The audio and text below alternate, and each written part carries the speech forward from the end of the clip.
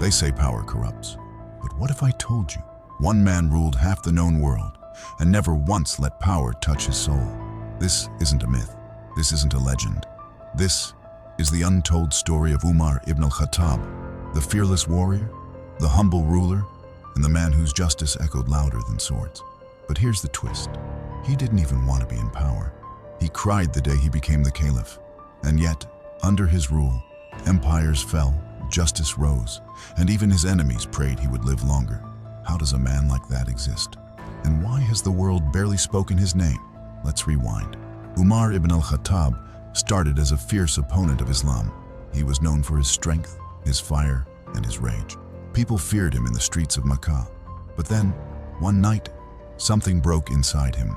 He stormed out with a sword in hand, ready to kill the Prophet Muhammad, peace be upon him. But what he found instead was truth. He heard verses from the Qur'an, words so powerful, so raw, that the warrior dropped his sword and wept.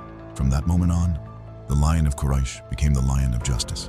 And when the Prophet, peace be upon him, passed away, and Abu Bakr, the first caliph, chose Umar as his successor, something incredible happened.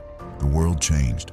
Under Umar's rule, the Islamic Empire expanded with lightning speed, from the deserts of Arabia to the gates of Egypt, Persia, and Jerusalem. But here's what's incredible. He could have built palaces. He could have worn crowns. He could have ruled like a king. Instead, Umar slept on the sand. A brick was his pillow. He wore clothes with patches, and he walked the streets at night, not to parade his power, but to check if his people were hungry. Yes, the man who conquered empires was afraid of being unjust to a widow. One night, he overheard children crying. Their mother was boiling stones, pretending to cook, just to silence their hunger. Umar didn't send guards. He didn't give commands. He carried a sack of flour on his back, with tears in his eyes, and left the sack of flour at their house. That was the caliph of a global empire. And if you think his justice was only for Muslims, think again. When Jerusalem agreed to surrender, the Christian patriarch made a strange request. We will only hand over the city to Umar himself. Umar came. No army, no crown, just one servant, one camel. When the time came to enter Jerusalem, Umar insisted that his servant ride the camel while he walked barefoot through the mud. The Christian leaders couldn't believe it.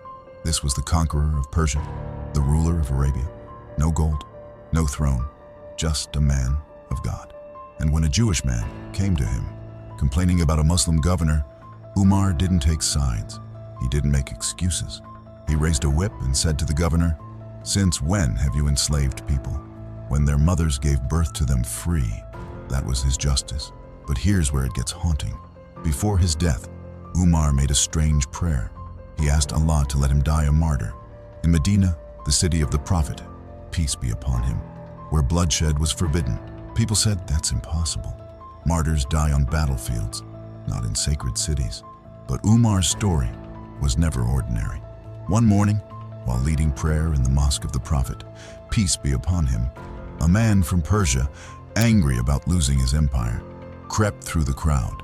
He pulled out a hidden dagger and stabbed Umar 6 times. The warrior fell, but even in that moment, he didn't ask about revenge. He didn't scream in pain. He asked, did the people finish their prayer? That was Umar. Even in death, he served. So why don't they tell his story? Why don't school books mention his name? Why don't we see him in movies, in history, in honors? Maybe because he didn't rule for gold. He didn't rule for glory. He ruled for God. He walked with power but bowed only to the truth. And in a world where rulers crush the weak, Umar ibn al-Khattab lifted them. He can never be forgotten, because men like him don't just rule nations. They rule hearts, even centuries later. Umar didn't die with wealth. He died with something far greater: honor, justice, and a legacy that lives forever.